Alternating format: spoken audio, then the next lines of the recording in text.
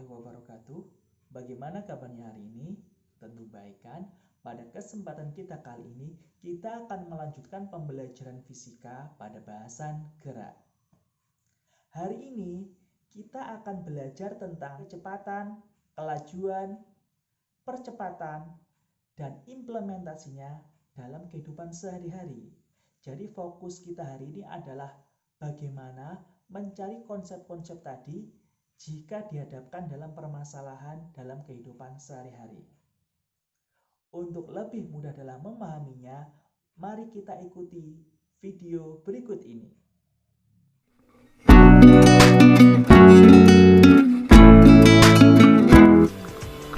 Apakah yang dimaksud dengan kelajuan dan kecepatan? Kalau kita lihat kata-katanya gitu, kelajuan dan kecepatan itu hampir sama gitu ya. Kalau laju ya bercepat, kalau cepat ya berarti artinya laju, jadi kurang lebih sama. Tapi sebenarnya dalam fisika kelajuan dan kecepatan itu mengalami atau memiliki pengertian yang berbeda. Kelajuan adalah jarak persatuan waktu. Kelajuan adalah jarak persatuan waktu. Nah, jarak itu apa? Kemarin kita sudah bahas ya di video sebelumnya, yaitu jarak adalah total lintasan yang ditempuh.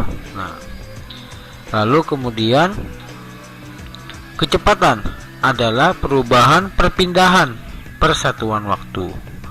Apa yang maksud dengan perpindahan? Nah, video sebelumnya sudah kita bahas juga ya. Untuk teman-teman yang belum melihat atau belum menyimak video tentang perpindahan dan jarak, nanti bisa dilihat di deskripsi videonya.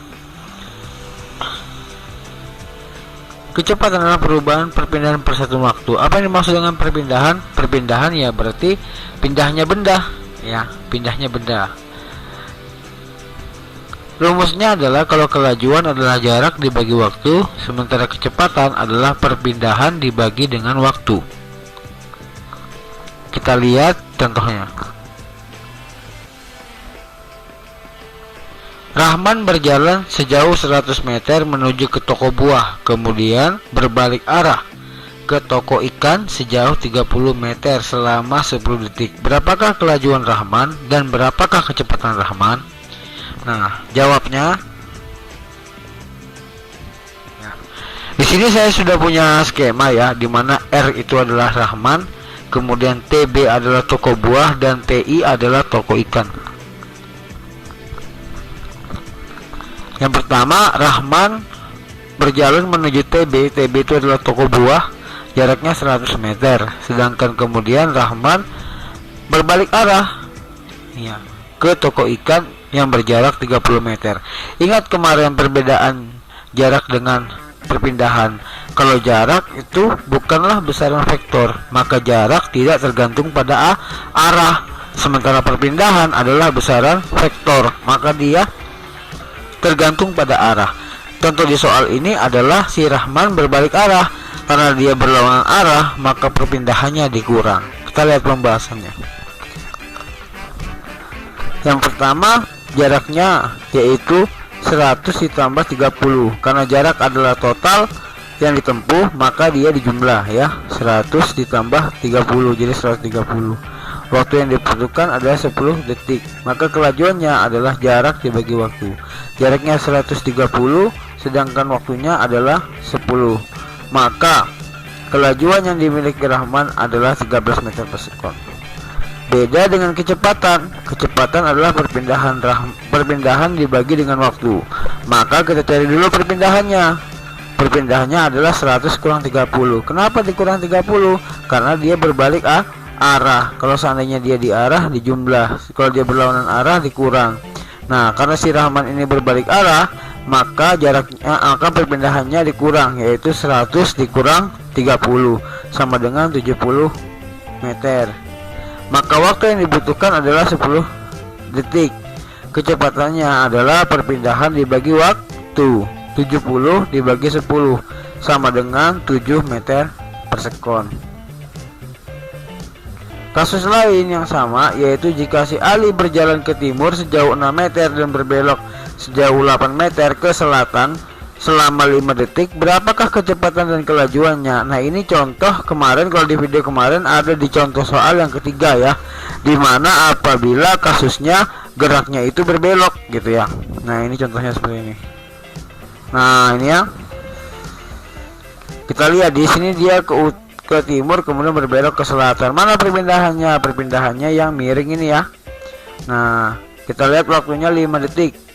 Jaraknya, karena jarak adalah total, maka jarak itu ditambah 6 ditambah 8 sama dengan 14 meter. Perpindahannya, karena perpindahannya berbelok sehingga membentuk sudut siku-siku, maka penyelesaiannya yaitu dengan cara menggunakan rumus Pythagoras, yang mana rumus Pythagoras sendiri adalah A kuadrat ditambah B kuadrat, atau akar A kuadrat ditambah B kuadrat. Jadi akar 6 kuadrat ditambah akar 8 kuadrat sama dengan 36 ditambah 64 sama dengan akar 100. Akar 100 adalah 10 meter. Maka kelajuannya adalah jarak dibagi waktu. Jaraknya 14 meter, waktunya 5 sama dengan 2,8 meter per sekon. Sementara perpindahannya adalah sama dengan kecepatannya adalah perpindahan dibagi waktu. Dalam hal ini perpindahannya 10, sedangkan waktunya ada 5. Ya, selanjutnya adalah percepatan dan perlambatan. Percepatan atau perlambatan adalah perubahan kecepatan dalam satu waktu. Jadi percepatan atau perlambatan dilihat dari kecepatannya ya. Kalau dia bertambah maka dia disebut dengan percepatan. Kalau dia berkurang maka dia disebut dengan perlambatan. Ya misalnya gini, kalau kita naik kendaraan ya tentu tidak selamanya kecepatan kita itu dalam kondisi kecepatan tetap, kadang bertambah kadang berkurang. Misalnya kalau kita turun gunung misalnya, itu kan kecepatan kita bertambah gitu ya.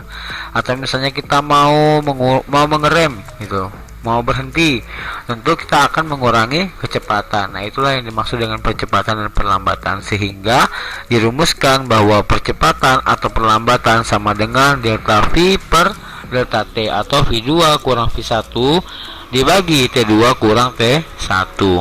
Untuk lebih jelas nanti kita lihat contoh soal berikut.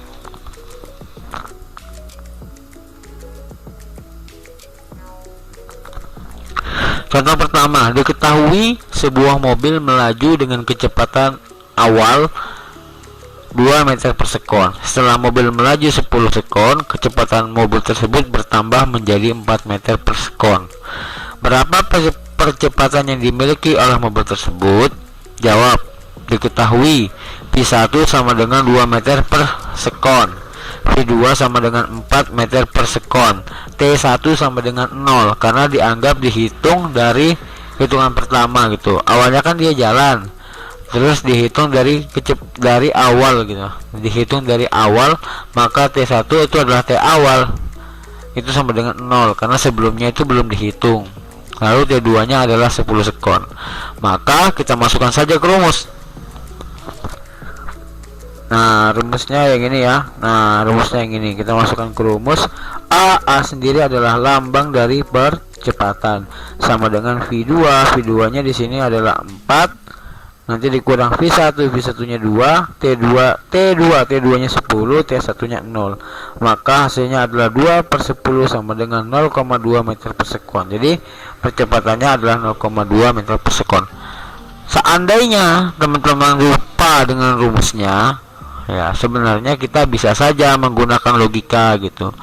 Logikanya seperti ini. Sebuah mobil melaju dengan kecepatan 2 meter per sekon gitu ya. Berarti setiap detik mobil tersebut berjalan sejauh 2 meter. Lalu setelah 10 detik berikutnya, kecepatan mobil tersebut bertambah menjadi 4 meter per sekon. Berarti dalam 10 detik berikutnya si mobil itu tadi setiap detiknya mampu berjalan sejauh 4 meter. Berarti berapa penambahannya? Ya 4 dikurang 2 sama dengan berapa? 2. Berarti penambahannya 2 selama 10 detik. Berarti 1 detik mobilnya menambah berapa? Ya tinggal dibagi 2 dibagi 10 sama dengan 0,2. Nanti pada contoh berikutnya kita akan lihat bagaimana sih cara menggunakan logikanya. Jadi kalau teman-teman lupa rumusnya, bisa mengerjakan dengan cara logika. Kita lihat contoh 2.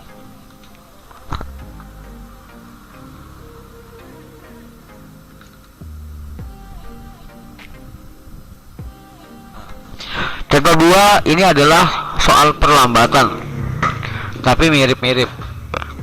Sebuah mobil melaju dengan kecepatan 70 meter per sekon. Ingat, apa tadi 70 meter per sekon? Berarti setiap detiknya si mobil itu melaju dengan kecepatan 70 meter. Tiba-tiba kendaraan mengerem, berarti dihitung dari pertama, maka T1 nya adalah 0. Tiba-tiba mengerem, jadi awalnya tidak dihitung ketika awal mengerem dengan perlambatan 5 meter per sekon, ya. Jadi dia melambat 5 meter per sekon. Apa tadi maksudnya 5 meter per sekon? Yaitu setiap detik kecepatannya berkurang 5 meter.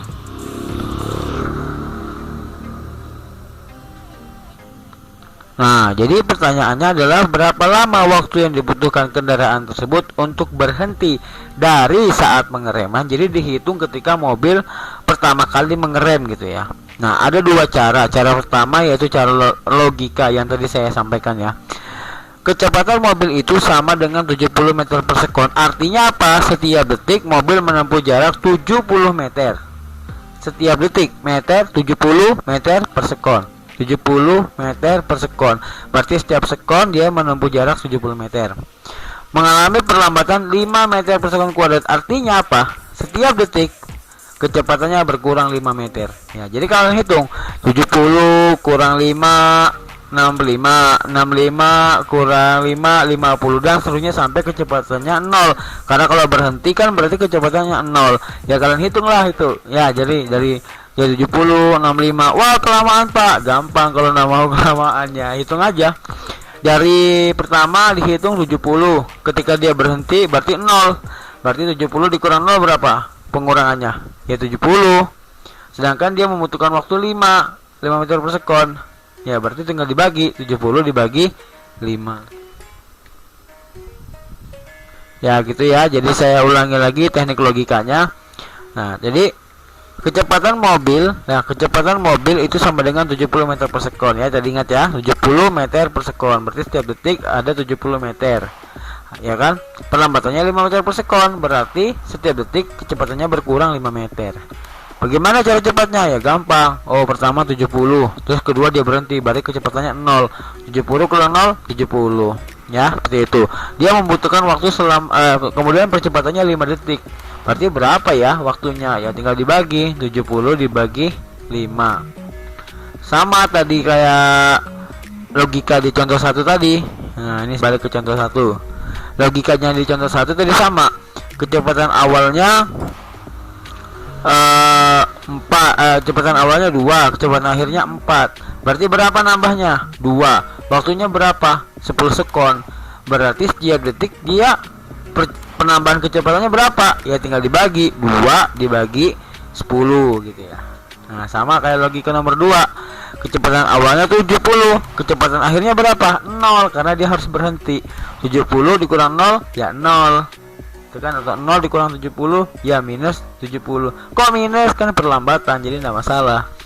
Dibagi dengan berapa jarak waktunya? Perlambatannya 5. Berarti mobilnya berapa detik dia berhenti? Ya berarti 14 detik. Contoh kedua yaitu dengan cara menggunakan rumus. Nah, ini kalau menggunakan rumus. Delta V sama dengan dibagi dengan delta T. V2 kurang V1, T2 kurang T1. Kecepatan akhirnya berapa? 0, karena mobilnya harus berhenti. Ya, 0 kurang 70 70. Waktu akhirnya berapa? Waktu awalnya berapa ya? 0 gitu ya. Jadi 70 dikurang T. Tinggal kita kalikan silang, maka 70 sama dengan 5T. T sama dengan 70 per 5 sama dengan 14 detik. Lebih gampang main di logikanya gitu ya kalau menurut saya gitu.